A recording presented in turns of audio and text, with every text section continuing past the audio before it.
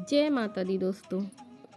चैत्र नवरात्र शुरू हो चुके हैं और आज नवरात्रि का तीसरा दिन है जो माँ चंद्रघंटा को समर्पित माना जाता है। इनके माथे पर अर्धचंद्र सुशोभित है, इसलिए इन्हें चंद्रघंटा कहा गया है। साथ ही माँ चंद्रघंटा की पूजा अर्चना करने पर हर तरह के भय से मुक्ति मिलती है। साथ ही यह भी मान्यता है कि माँ चंद्रघंटा की कथा का पाठ करने से शरीर के सभी रोग और कष्ट दूर होते हैं।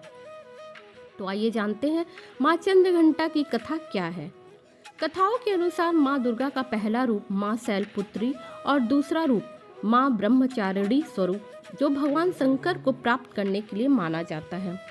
जब माँ ब्रह्मचारिणी भगवान शंकर को पति रूप में प्राप्त कर लेती हैं, तब वह आदि शक्ति के रूप में प्रकट होती हैं और चंद्रघंटा बन जाती हैं। माँ दुर्गा ने माँ चंद्रघंटा का अवतार तब लिया था जब संसार में दैत्यों का आतंक बढ़ने लगा था।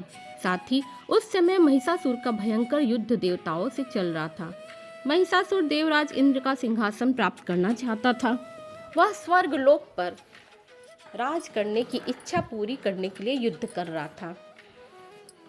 ऐसे में जब देवताओं को महिषासुर का इच्छा का पता चला तो वे परेशान हो गए और ब्रह्मा, विष्णु और महेश के सामने पहुंचे।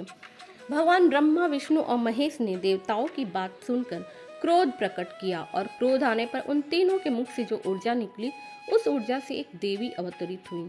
उस देवी को भगवान शंकर ने अपना त्रिशूल, भगवान विष्णु ने अपना चक्र, इंद्र ने अपना घंटा, सूर्य ने अपना तेज और तलवार और सिंह प्रदान किया। इसके बाद माँ चंद्रघंटा ने महिषासुर का वध कर देवताओं की रक्षा की। आइए जानते हैं माँ चंद्रघंटा को भोग क्या लगाते हैं। नवरात्रि में माँ दुर्गा के 9 रूपों को अलग अलग तरह के भोग चढ़ाए जाते हैं। माना जाता है कि माँ चंद्रघंटा को खीर बहुत पसंद है, इसलिए माँ को केसर या साबूदाने की खीर का भोग लगा सकते हैं। पंचामृत का मिश्रण भी सभी 5 गुणों का प्रतीक है। पंचामृत दूध, दही, घी, शहद और गंगा जल का मिश्रण होता है। यह माँ चंद्रघंटा को अत्यंत प्रिय है। यह मिश्रण 5 पवित्र पदार्थों से बना होता है, जिनमें से प्रत्येक का अपना महत्व है। दूध को शुद्धता और पोषण का भी प्रतीक माना जाता है, इसलिए माँ चंद्रघंटा को कच्चा दूध भी चढ़ा सकते हैं। दही भी माँ चंद्रघंटा को बहुत प्रिय है।